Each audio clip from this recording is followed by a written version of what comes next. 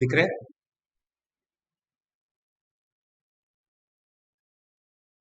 Friday को तू सो रहा था, सैटरडे को तू सो रहा था। हम लोग प्री प्लान करते। फ्राइडे को तू सोना, सैटरडे को मैं सो।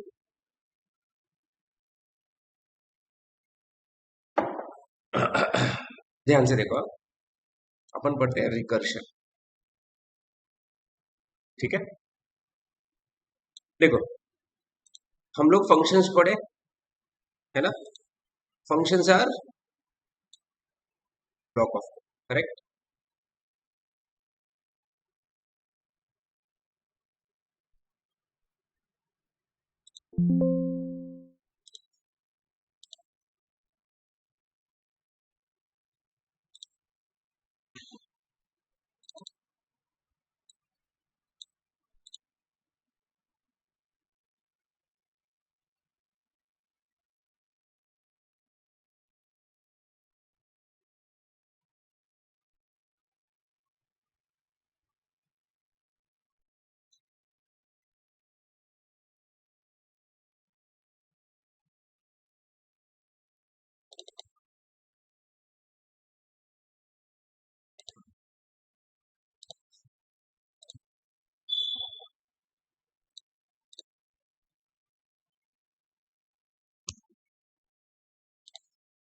सी, अभी तक हम लोग जो भी फंक्शन बनाए,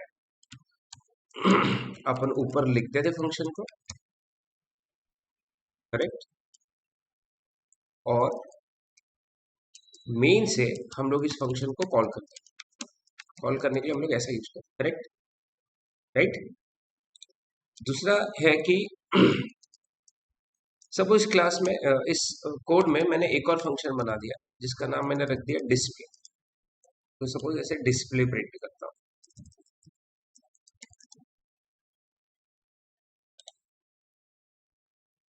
ठीक है,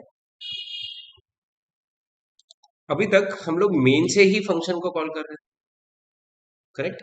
बट समटाइम्स मतलब ऐसा भी हो सकता है कि एक फंक्शन भी दूसरे फंक्शन को कॉल करे। जैसे देखो, शो से मैंने यहाँ पे किसको कॉल कर दिया? डिस्प्ले। अब यहाँ मेन से जब होगा शुरू, तो पहले कौन कॉल होगा? शो। शो के अंदर से फिर कौन सा फंक्शन कॉल होगा? डिस्प्ले। ठीक है, जब भी कोई फंक्शन कॉल करता है उसको बोलते हैं कॉलिंग फंक्शन, और जो कॉल हो रहा है दैट बिकम्स कॉल्ड फंक्शन। ठीक है, राइट? हम लोग फिर वो आर्ग्यूमेंट भी भेज सकते हैं। आर्ग्यूमेंट्स पता है ना? है ना? फॉर्मल आर्ग्यूमेंट, ऊपर वाले मेन जो एक्चुअल फंक्शन से भेज रहे हैं वो एक्चुअल आर्ग्यूमेंट होता है। आर्ग्यूमेंट और ये पैरामीटर्स हो गए। ठीक है, राइट? अब हमारे पास एक और कंसेप्ट है जहां पे कोई फंक्शन खुद को कॉल कर सकता है।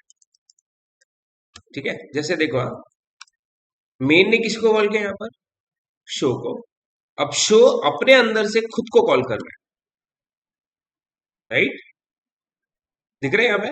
शो देखो अपने अंदर से ही खुद को कॉल कर रहा है। इसी प्रोसेस को हम लोग बोलते हैं रिकर्शन। क्या बोलते हैं? Recursion. So what is recursion? Recursion is when a function calls itself, it becomes recursion. ठीक है, recursion is an infinite process. मतलब वो रुकेगा ही नहीं, खुद को कॉल करते रहेगा। देखो यहाँ पे होगा क्या, मेन ने किसको कॉल किया? शो। शो क्या प्रिंट करेगा? शो। शो फिर अपने अंदर से किसको कॉल करेगा? खुद को। तो यहाँ से फिर से शो खुद को कॉल करेगा, फिर से हेलो प्रिंट होगा, फिर से शो खुद को कॉल करेगा। समझा? मतलब ये रुकेगा ही नहीं है, खुद को कॉल करते रहेगा, करते रहेगा। समझ में आ रहा है?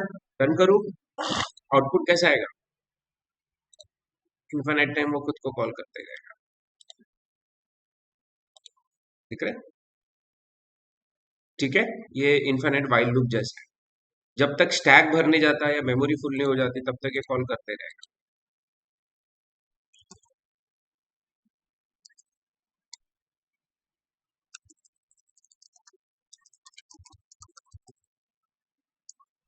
ठीक है, और यही रीजन है कि जब भी हम लोग कोई फंक्शन को कॉल करते हैं रिकर्सिवली, अगर मैं बोलूँ रिकर्सिवली तो समझ में आ रहा है। मतलब ये जब फंक्शन खुद को कॉल करता है ना, तो हम लोग हमेशा वो कॉलिंग के पहले कुछ कंडीशन लगाते हैं ताकि वो एक टाइम पे आके खुद को कॉल करना बंद कर। इसी कंडीशन को हम लोग क्या बोलते हैं? Base condition. ठीक है, यहां तक ठीक है। Recursive call should be made within some condition so that at one point it stops calling itself.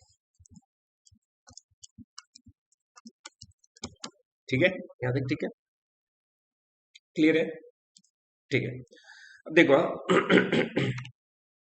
मैं एक कोड लिख रहा हूं, तुम लोग मेरे को उसका आंसर बताने का कोशिश करो, ठीक है।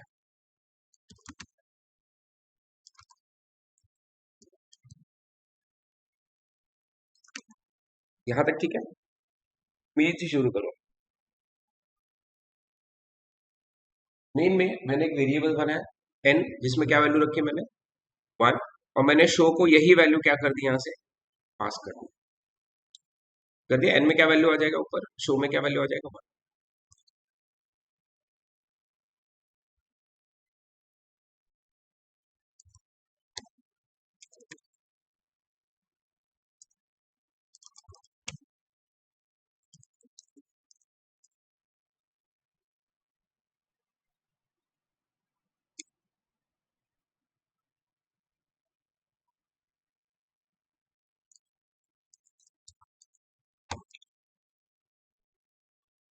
प्लीज ये कोड देखो और थोड़ा देखो तो आंसर क्या आ सकता है इसका।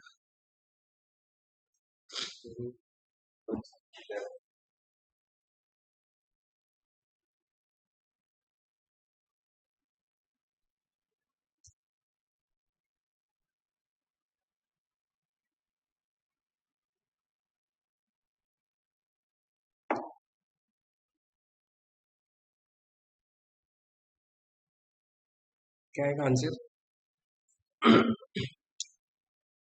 देखो इसको समझते हैं अपन, ठीक है, ध्यान दिया बराबर। हाँ?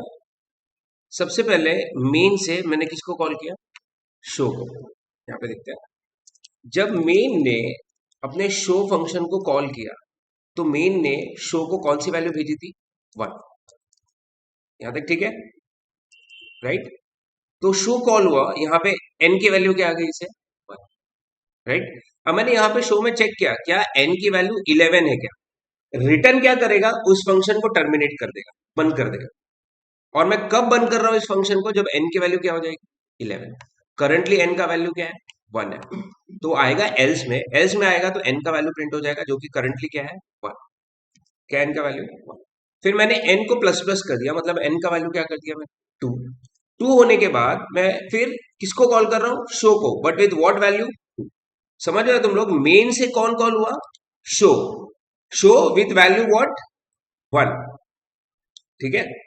मेन से मैंने किसको कॉल किया, शो, शो को कौन सी वैल्यू भेजी मैंने, 1। अब शो 1 ने अपने अंदर से फिर से शो को कॉल किया विथ वैल्यू व्हाट, 2, ठीक है, समझ में आ रहा है। अब यहां पे आ गया अपना शो विथ वैल्यू व्हाट, 2, ठीक है। अब देखो ये दूसरा शो कॉल हुआ है, अभी दूसरा इंस्टेंस कॉल हुआ है, दूसरा शो कॉल हुआ है, कौन सी वैल्यू के साथ, 2। एन का वैल्यू 11 है क्या, नहीं।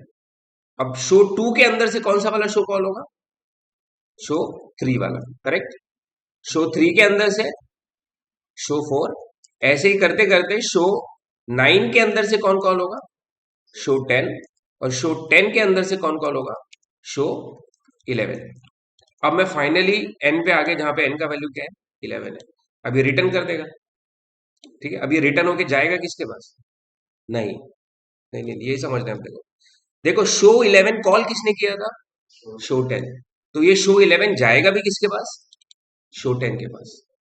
समझ में आ रहा है क्या, ठीक है। अब मेरे को बताओ शो 10 के कौन सी लाइन पर आएगा रिटर्न होके, ये जहां से कॉल हुआ, देखो फंक्शन वहीं पे रिटर्न होते जहां से कॉल हुआ, ठीक है। इमेजिन एन का वैल्यू क्या है, 10, इसी लाइन से शो 11 कॉल हुआ है, बराबर है, ठीक है। तो जब शो 11 रिटर्न करेगा ना, तो रिटर्न होके इधर आएगा, इस कर्ली ब्रेस में आएगा, शो 10 के इस कर्ली ब्रेस में आएगा, और यहां से वो निकल जाएगा। अब शो 10 किसके पास जाएगा रिटर्न होके, शो 9, शो 9, शो 4, शो 2, मतलब समझ में आ रहा है, जिस सीक्वेंस में कॉल है उसी सीक्वेंस में वापस आएगा। और शो 1 फिर रिटर्न होके किसके पास जाएगा, मेन के पास। समझा? जिस सीक्वेंस में जा रहे हैं ना उसी सीक्वेंस में वापस भी आते हैं।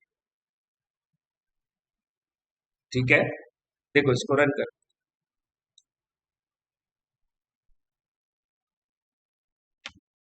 ठीक है, 1 to 10 क्लियर।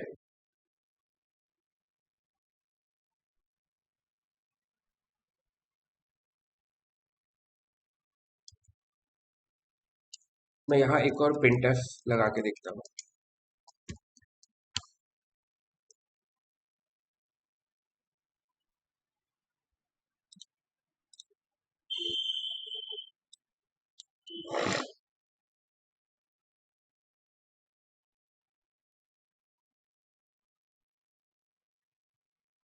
आउटपुट में बहुत सारी समझ में आ जाएगी। देखो सबसे पहले शो वन कॉल हुआ, शो वन ने किसको कॉल किया? Show two, show three, show four, show ten ने किसको कॉल किया होगा? Show eleven. करेक्ट। और जब वापस आया होगा तो देखो सीक्वेंस में आ रहा है, शो इलेवन ने किसको रिटर्न किया? Show ten. शो टेन किसके पास रिटर्न हो गया? Show nine. वो समझ में आ रहा है? ये वाली लाइन कब एग्जीक्यूट हो रही है पता है? जब show ten, show eleven return कर रहा है किसको? शो टेन को। यहाँ पे एन का वैल्यू क्या है? टेन। टेन वाला किसको कॉल कर रहा था? नाइन वाले को। समझ में आ रहा है? क्लियर है? बस याद रखना जिस सीक्वेंस में जा रहे हैं वापस उसी सीक्वेंस में वापस आएंगे। ठीक है, समझा? Recursion, recursion is when a function calls itself it becomes recursion।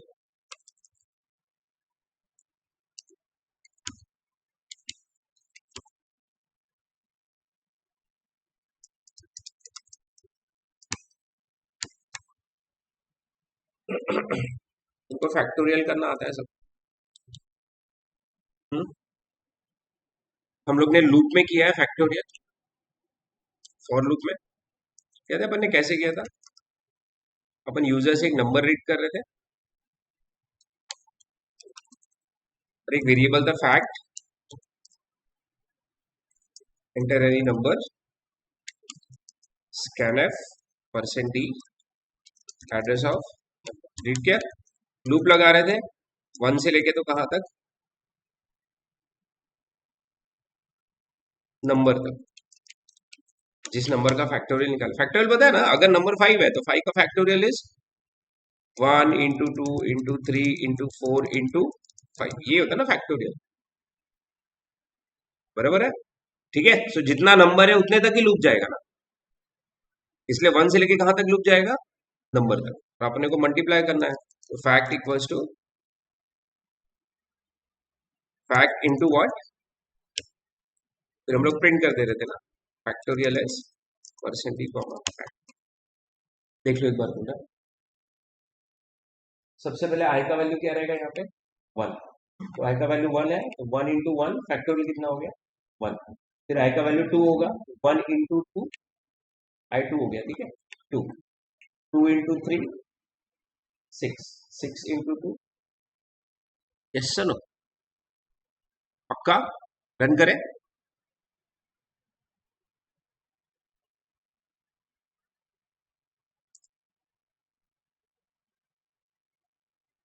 Zero.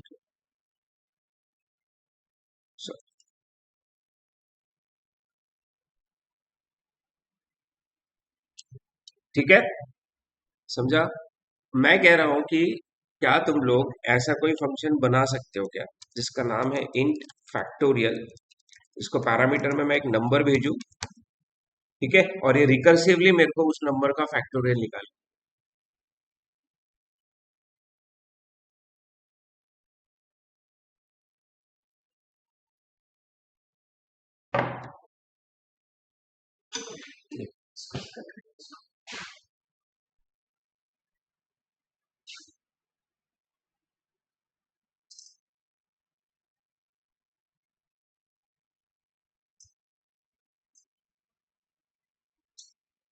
Now imagine करते हैं कि ये जो फंक्शन है अपना, इसका नाम अपन ने क्या रखा?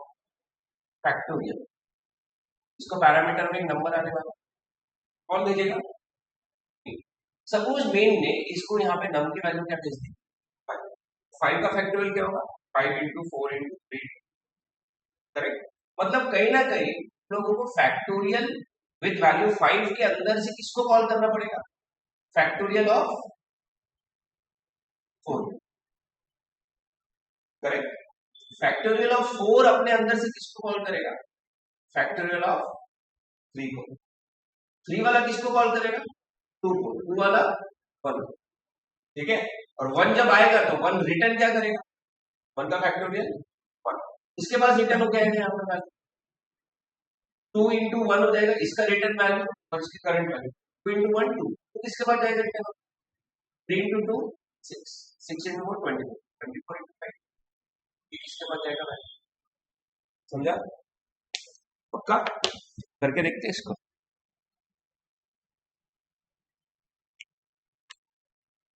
ठीक है, तो सबसे पहले तो मेरे को एक नम लगेगा। देखो रिकर्शन थोड़ा सा है, डिफिकल्ट है, ठीक है। ये तो अपन बहुत सिंपल कोड कर रहे हैं, ठीक है। जब मैं काम कर रहा था मेरे को एक टास्क दिया हुआ था जिसमें एक फाइल थी। अब वो फाइल कहाँ थी वो पता नहीं था, ठीक है। बट एक ड्राइव है, डी ड्राइव सपोज, उसके अंदर वो फाइल पड़ी हुई है। और वो जो सॉफ्टवेयर फाइल कहाँ जनरेट कर रहा है किसी को पता नहीं चल रहा। मेरे को दिया था कि वो फाइल किधर है ढूंढो, करेक्ट। अब मेरे को बताया गया था ये ड्राइव है, यहाँ पे वो फाइल है। अब अगर उस ड्राइव में जाओ तो पता नहीं कितने फोल्डर है, पहले बात। हो सकता है फोल्डर के अंदर फोल्डर है, उसके अंदर एक फोल्डर है, उसके अंदर एक फोल्डर है, ठीक है। तो मेरे को रिकर्सिव एक फंक्शन लिखना पड़ा जो ड्राइव में जाके ढूंढ रहा था फोल्डर है क्या। फोल्डर है तो उसके अंदर जाओ, एक और फोल्डर है तो उसके अंदर जाओ, एक और फोल्डर है तो उसके अंदर जाओ, ऐसे बार बार फोल्डर के अंदर जाना था जब तक क्या नहीं मिल जाती, फाइल नहीं मिल जाती। समझा? मैं लूप में कर नहीं सकता, फॉर लूप में नहीं कर सकते थे ना, फॉर लूप में पता रहना चाहिए ना कितने फोल्डर। हरा ध्यान में, ठीक है।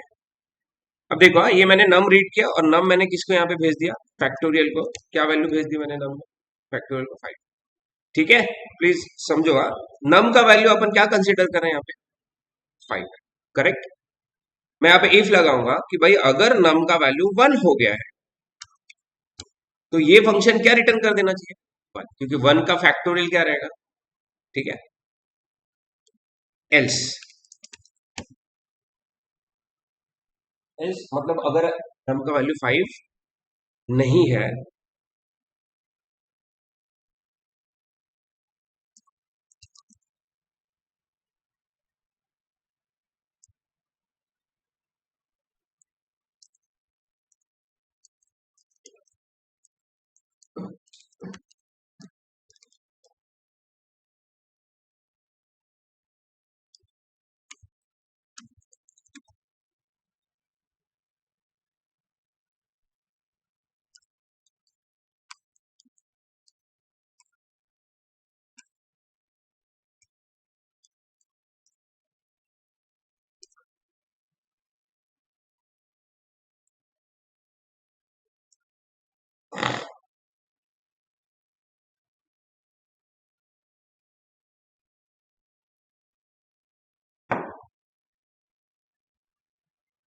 देखो एक बार कोड।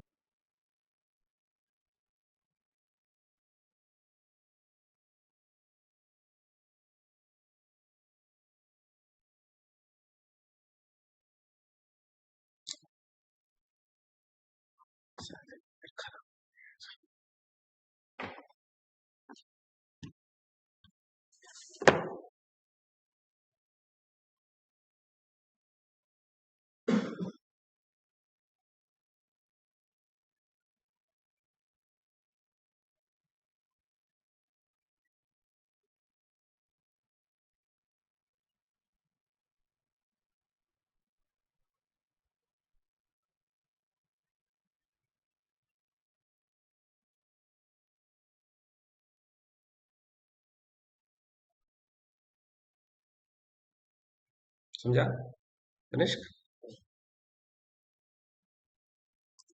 ठीक है ना।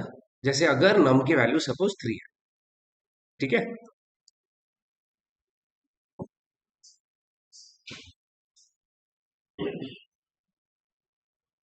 मेन ने कॉल किया अपने फंक्शन, इसका नाम होगा फैक्टोरियल। सब उसने वैल्यू क्या भेज दी इसको? फैक्टोरियल 3 में डाल, तो मैं फंक्शन में आ गया हूँ जहाँ पे नम का वैल्यू क्या था।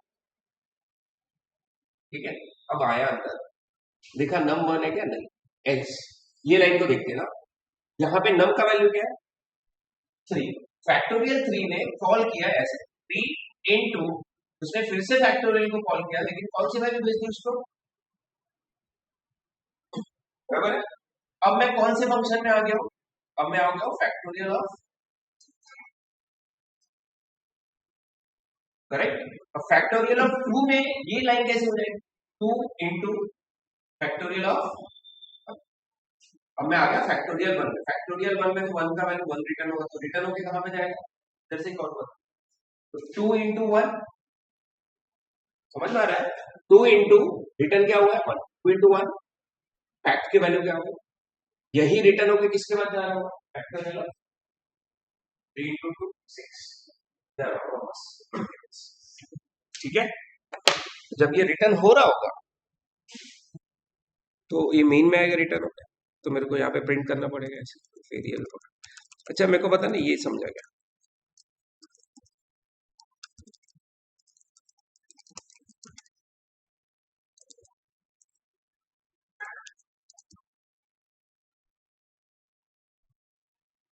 तुम लोग ऑब्जर्व कर रहे होगे, मैंने मेन जो अपना प्रिंट एफ है, प्रिंट एफ के अंदर से देखो फंक्शन को कॉल, ताकि फंक्शन जो रिटर्न करे वो सीधा किसके पास आ जाए, प्रिंट एफ, मेरे को एक एक्स्ट्रा वेरिएबल नहीं लगे उसको होल्ड करने।